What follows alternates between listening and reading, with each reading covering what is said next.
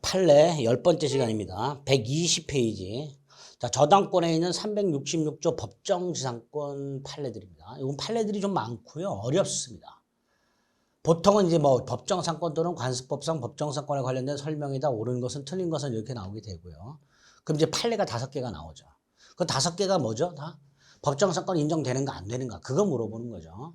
자, 두 번째 366조 법정상권 인정이 되려면 대원칙이 토지하고 건물이 있고 그 다음에 그 소유자가 동일한 상태에서 그 다음에 저당권이 설정이 되고 그 저당권이 실행이 돼서 토지와 건물의 소유자가 달라져야 366조 법정상권이 인정이 됩니다. 그게 조문이 이렇게 되어 있는 거예요. 저당 목적물의 경매로 인해서 토지와 건물의 소유자가 달라졌다 이런 뜻이죠. 근데 이 전제가 뭐냐 하면 토지가 있고 건물이 있고 소유자가 동일한 상태에서 그 다음에 저당권이 설정이 되고 그 저당권이 실행이 돼서 달라졌다 이런 뜻이죠. 그럴 때 이제 건물 소유자가 법정상권을 취득하게 됩니다.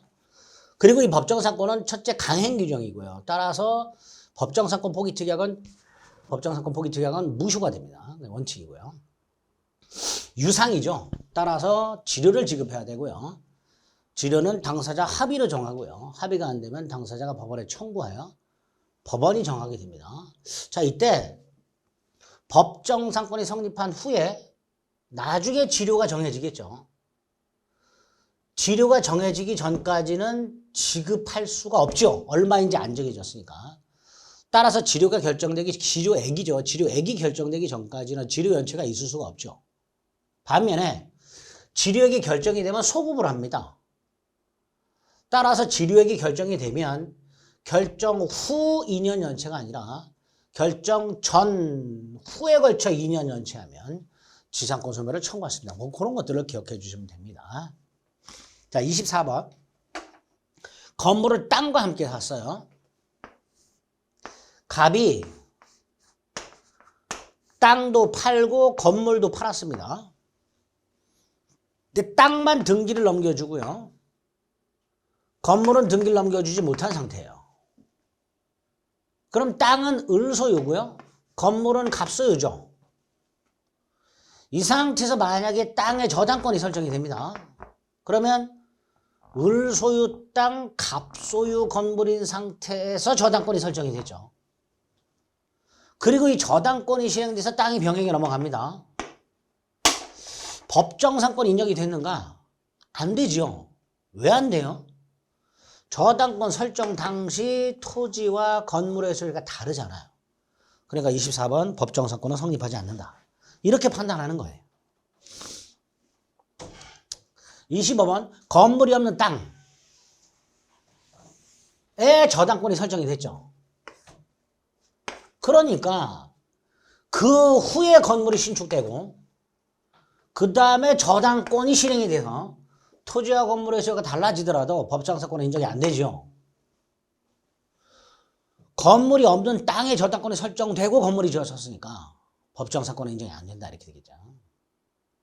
참조 1번 토지 저당권이 설정된 땅 위에 건물이 축조된 후 자 25만원과 똑같은 거예요. 저당권이 설정이 된 땅에 건물이 지어졌단 말이에요. 이럴 땐 법정상권 인정되지 않죠. 자, 이럴 때 지난주에 봤던 일괄경매권 인정이 되는 거예요. 법정상권이 인정이 안 되니까 건물이 철거가 된단 말이에요. 그 건물 철거를 막기 위해서 보충적으로 365조 일괄경매권을 만들어 놓은 겁니다. 다만 예외가 참조 2번입니다. 참조 2번은 토지의 저당권이 설정이 될 때 건물이 없었는데 건축 중이었던 경우. 이런 경우에 토지 저당권자는 땅을 가봤을 거 아니에요. 갔더니 건물이 지어지고 있었단 말이에요. 그럼 이 토지 저당권자는 이 땅을 나대지로 평가하지 않고 대지로 평가해서 돈을 빌려줬겠죠. 따라서 이 경우에는 나중에 법정상권을 인정하더라도 괜찮다 말이죠. 예외가 되겠죠. 그래서 2번 토지 저당권 설정 당시 지상의 건물이 건축 중이었다면 이때는 나중에 저당권 실행으로 토지 건물의 소재가 달라졌을 때 법정상권이 성립된다. 그러니까 이런 것들을 따로 기억을 해두시는 거예요. 예외를. 한번 토지의 저당권 설정 당시 건물이 존재하고 있었고 양자가 동일한 소유에 속했다가 저당권 실행으로 토지가 매각이 되기 전에 건물이 제3자에게 팔렸다. 자, 이것도 순차적으로 한번 생각해 보세요. 토지와 건물이 있었어요. 즉 토지의 저당권이 설정이 될 때 건물이 존재하고 있었고 소유자가 동일했단 말이에요. 토지와 건물이 있고 소유자가 동일한 상태에서 토지 저당권이 설정이 된 거예요. 그런데 이 저당권이 실행이 되기 전에 건물이 제3자에게 넘어간 거예요. 이렇게. 그 상태에서 토지 저당권이 실행이 된 거예요. 이때 병에게 법정상권이 인정이 되는가? 그렇다. 왜 그러냐? 저당권 설정 당시 동일했잖아요.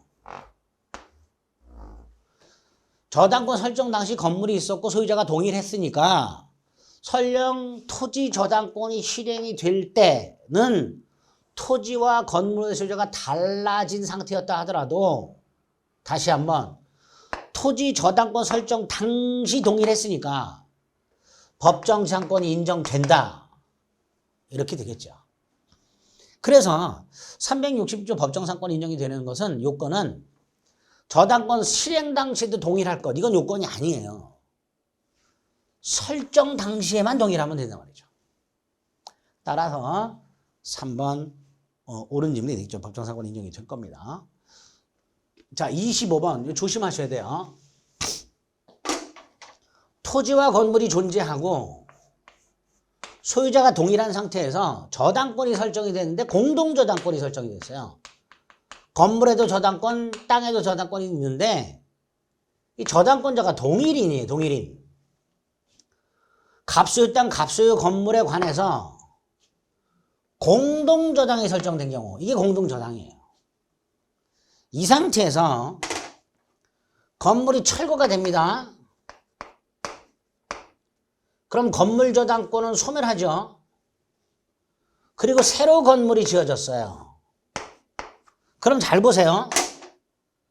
건물이 철거가 되면 토지 저당권만 남은 상태에서 건물이 지어진 거잖아요.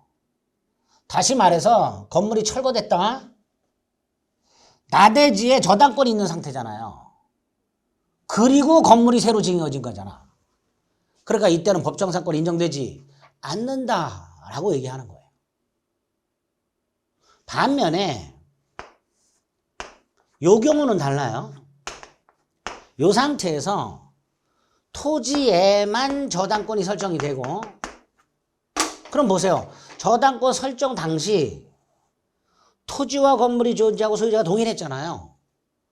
그리고 건물이 철거되고 새로 지어졌어요. 이런 경우에 나중에 저당권이 시행된 경우에는 법정상권 인정이 됩니다. 그러니까 참조하고 26번은 구별하셔야 돼요. 참조는 토지와 건물이 존재하고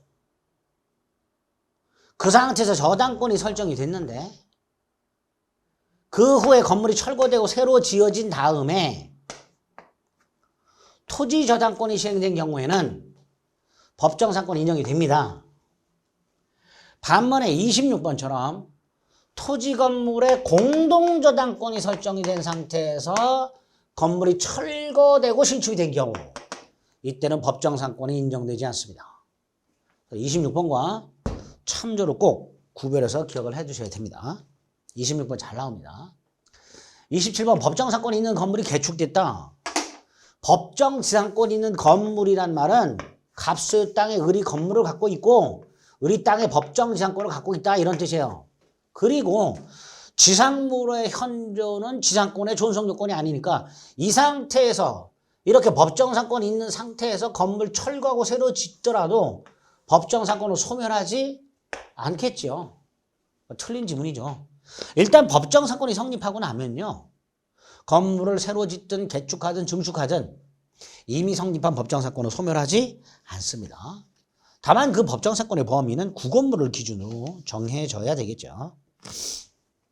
자, 이런 식으로 법정상권 관련된 판례 핵심적인 몇 가지 확인해 주시면 바랍니다. 지금 체크해 드린 것들이 답이 되는 것들이에요. 답으로 나오는 것들입니다. 자, 그 다음에 제3취득자가 나왔네요. 제3취득자는 자, 저당권이 설정이 된 땅이 있어요. 이 땅을 아이고 또 분필을 떨어뜨렸네요. 제가 도대체 분필을 몇 번을 떨어뜨린지 모르겠어요. 화면에서 제가 사라졌다 하더라도 고개 숙인 거예요.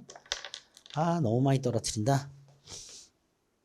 자, 저당권이 설정이 되어 있는 땅에 대해서 을이 사가지고 소유권을 취득하거나 또는 지상권을 취득하거나 또는 전세권을 취득한 사람, 이게 저당부동산 제3취득자예요.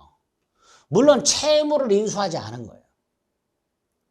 자, 이 상태에서 저당권이 실행이 되면 소유권, 지상권, 전세권을 상실하게 되잖아요. 그러니까 얘네들 어떻게 보호할 것인가의 문제가 생기고요. 첫째, 저당권이 실행됐다. 즉 땅이 경매가 되면 지상권자나 전세권자는 경락인이 될 수 있어요. 그러나 소유자는 경락인이 못 돼요. 하지만 363조에서 소유권을 취득한 사람은 경매인이 될 수 있도록 해놨습니다. 지상권, 전세권을 취득한 사람은 당연하고요. 그다음에 얘네들은요, 갑을 대신해서 돈을 갚을 수가 있어요. 변제권이 있고요. 갚고 나서 갑에게 구상권을 행사할 수 있습니다. 그게 364조입니다. 367조는 얘네들이 목적물에 지출한 비용, 요거를 우선 변제받을 수 있어요. 경매 대가로부터. 자, 근데 여기서 조금 나눌게. 필요비 유익비라고 해놨는데 소유권을 취득한 사람은 구체적으로 필요비 유익비를 다 우선 상환받을 수 있어요. 경매 대가로부터.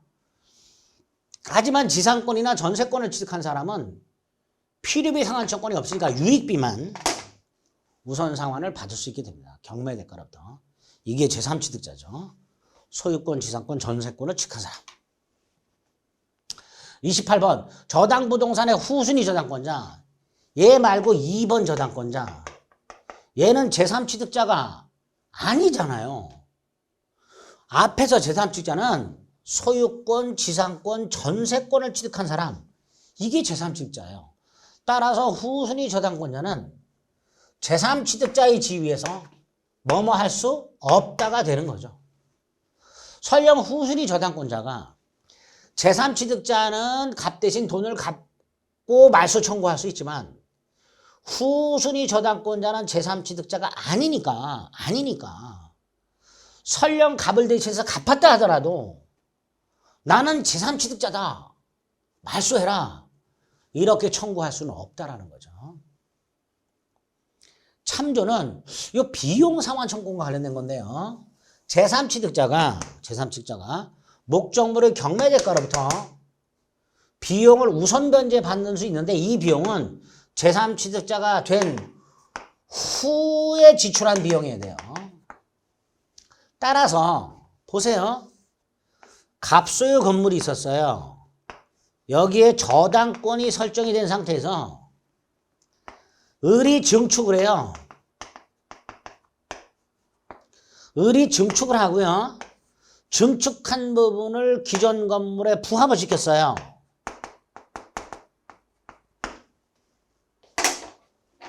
저당권의 효력은 부합물에도 미치잖아요.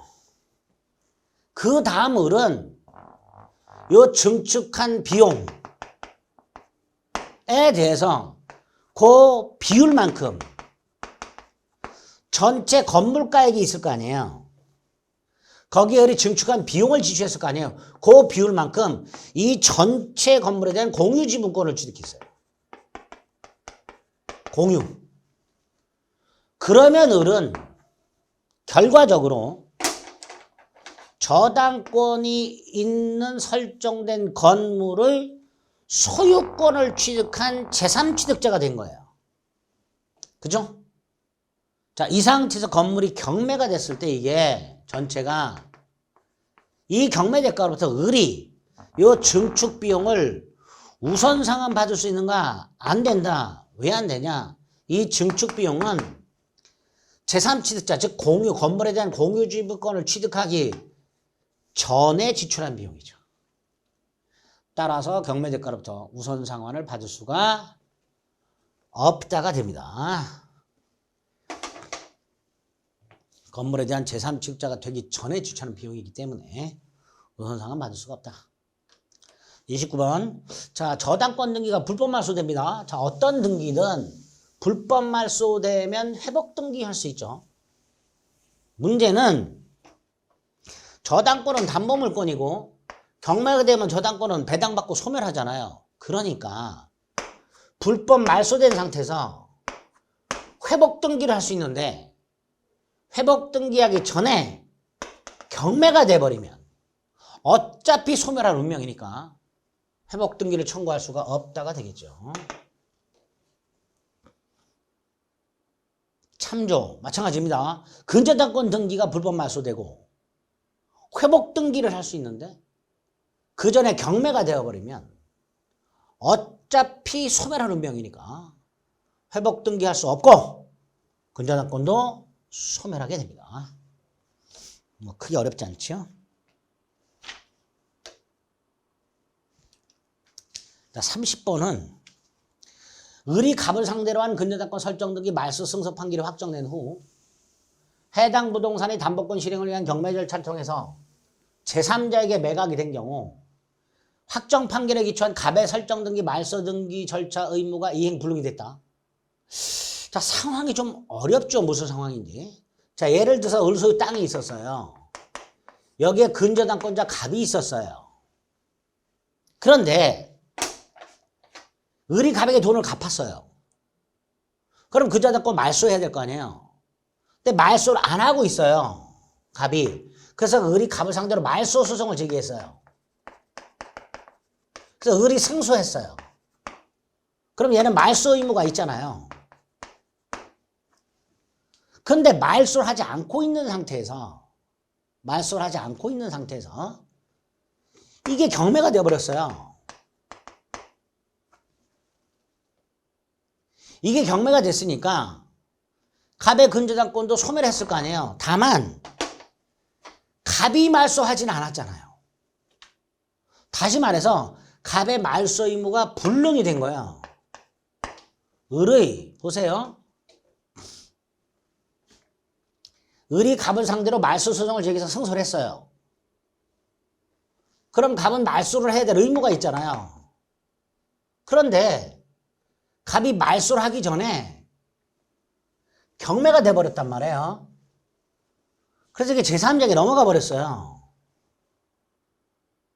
그러면 갑은 을에 대한 말소 의무가 불능이 됐잖아요. 그죠? 을에 대한 말소 의무가 불능이 된 상태에서 그 다음에 문제가 되는 게 갑이 경매 절차에서 이 근저당권이 등기가 되어 있었으니까 배당을 받았단 말이에요. 부당한 거죠. 그렇잖아요. 그러니까 원래 이게 말소가 되었더라면 갑은 배당을 받을 수가 없었을 것이고 갑이 배당을 받았을 금액을 을이 받았을 거 아니에요. 그러니까 그런 갑에게 내놔 청구할 수 있어야죠. 그죠? 그게 30번 내용이 됩니다. 조금 어려운데요. 다시 한번. 갑은 말소할 의무가 있어요. 을에 대해서. 근데 말소하지 않고 이 사이 경매가 돼버렸어요. 그리고 갑이 배당을 받아버렸어요. 원래대로라면 갑은 말소가 돼서 배당을 받으면 안 되는 거잖아요. 그러니까 을이 갑에게 야, 너 말소 의무 불가능해졌지? 그리고 너 배당 받으면 안 되는 거 받았지? 그거 대신 내놔. 이렇게 되는 거죠. 대상 청구이죠.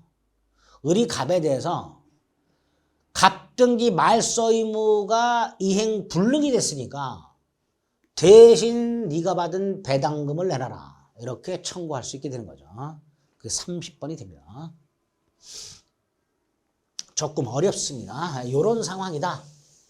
그래서 판례 중에 이렇게 어떤 상황인지를 알아야만 그 내용이 뭔지를 파악할 수 있는 그런 판례도 이렇게 나오게 됩니다.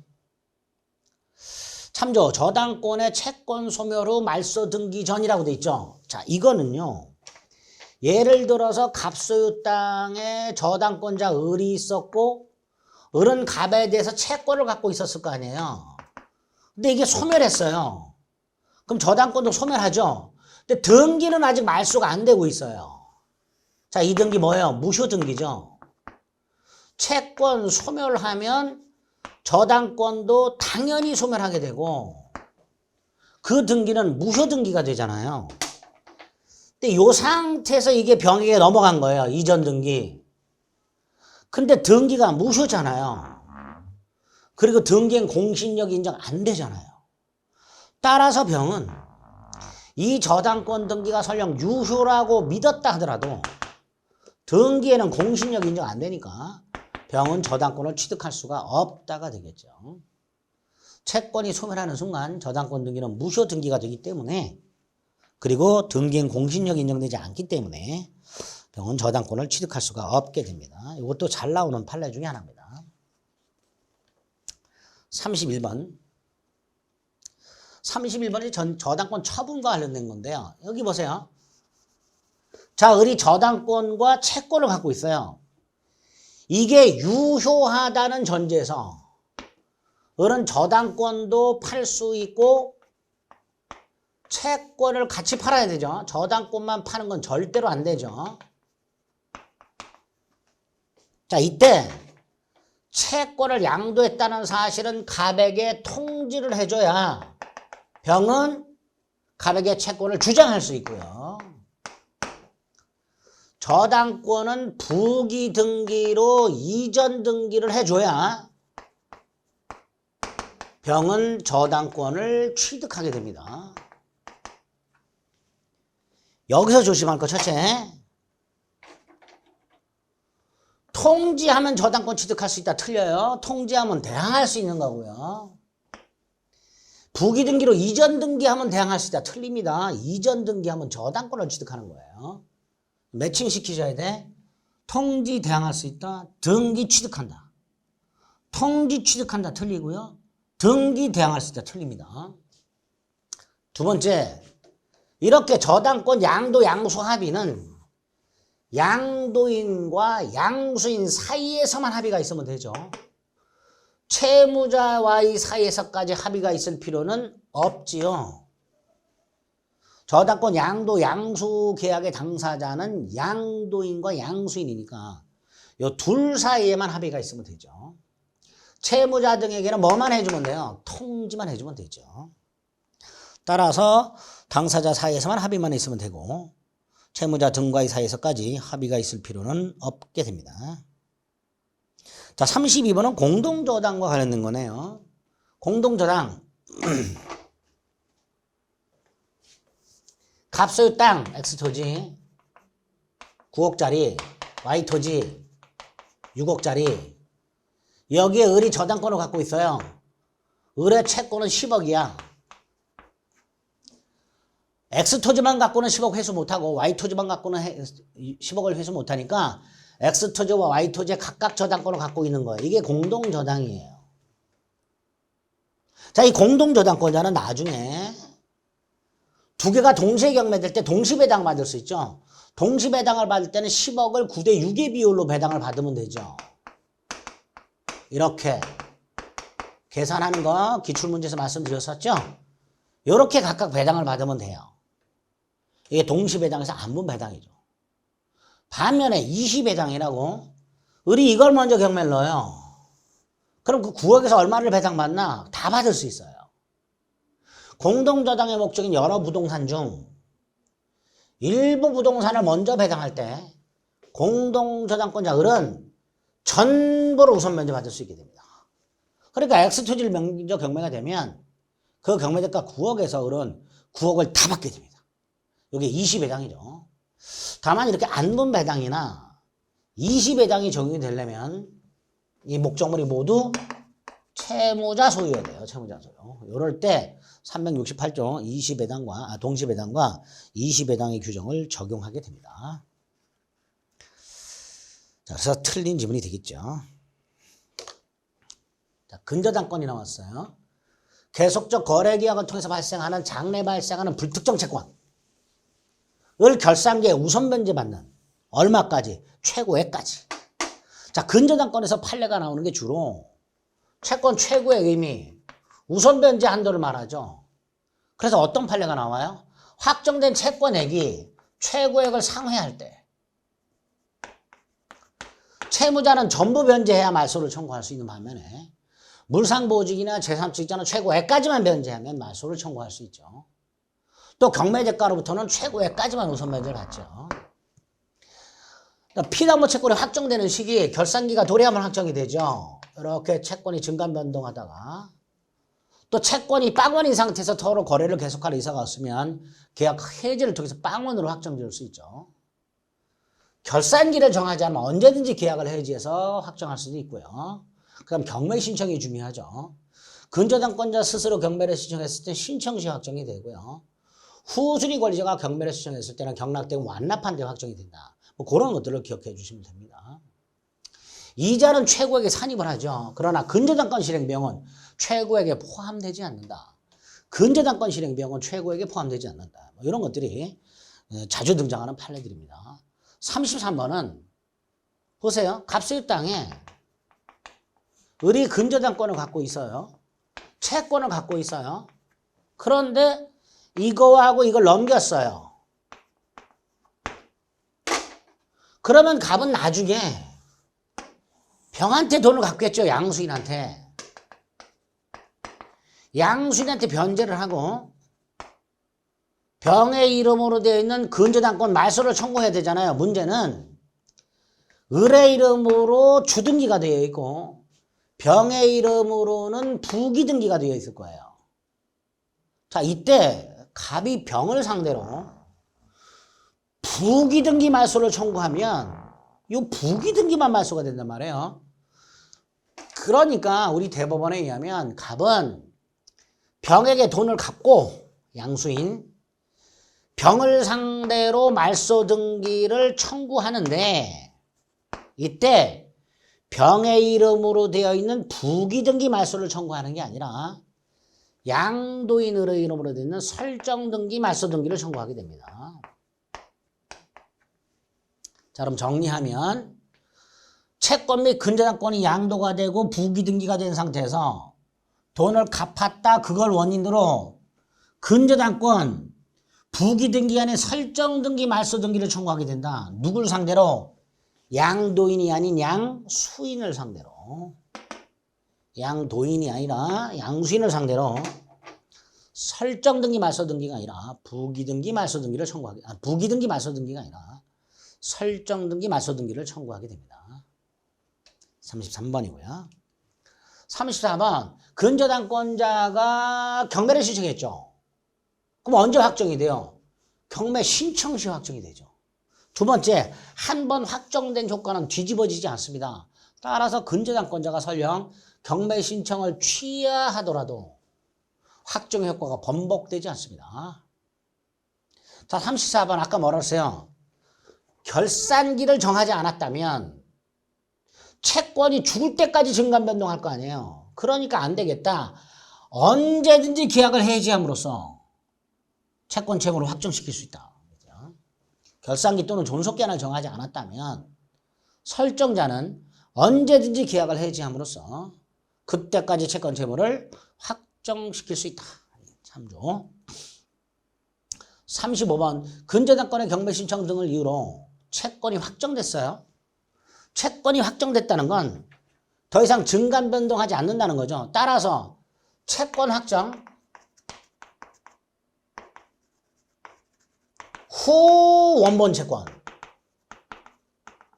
채권 확정 후에 발생한 새로운 채권, 이건 담보되지 않죠. 반면에 채권이 확정되기 전 발생한 원본 채권에 대해서 확정 이후에 이자나 연체이자가 붙었어. 이게 지연배상이죠.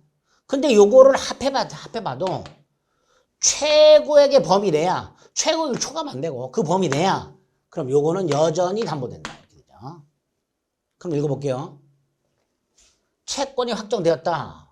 근데 원본 채권이 확정되기 전에 발생했고 그 확정되기 전 발생한 원본 채권에 대한 이자나 연체이자가 확정 후 발생했다. 밑에 거죠. 확정 전 발생한 채권에 대해서 확정 후 발생한 이자나 연체이자 최고액에 포함되는 한 여전히 근저당권에서 담보된다. 확정 후 발생한 원본 채권이 담보되지 않는 거고요. 구별해서 기억을 해두세요. 35번. 36번. 자, 근저당권자가 경매를 신청했죠. 근저당권자가 경매를 신청했으니까 언제 확정이 돼요? 경락인이 경락되고 완납한 때가 아니고 경매 신청 시죠. 경락인이 경락대금을 완납한 때 확정되는 건 후순위 권리자가 경매를 신청했을 때죠. 35번, 36번. 경락인이 경락대금을 완납한 때를 바꿔야 됩니다. 경매를 신청한 때. 그래서 우리 126페이지를 보면 판례에 36번의 해설을 보세요. 굵게 되어 있는 게 뭐라고 되어 있어요? 후순위 권리자가 경매를 신청한 경우 요때는 경락대금 완납한 때 확정이 되는 거예요. 후순위 권리자가 경매를 신청했을 때 선순위 근저당권자는 경락대금 완납한 때 확정이 됩니다. 반면에 근저당권자 스스로 경매를 신청했을 때는 경매 신청 시 확정이 된다라는 거.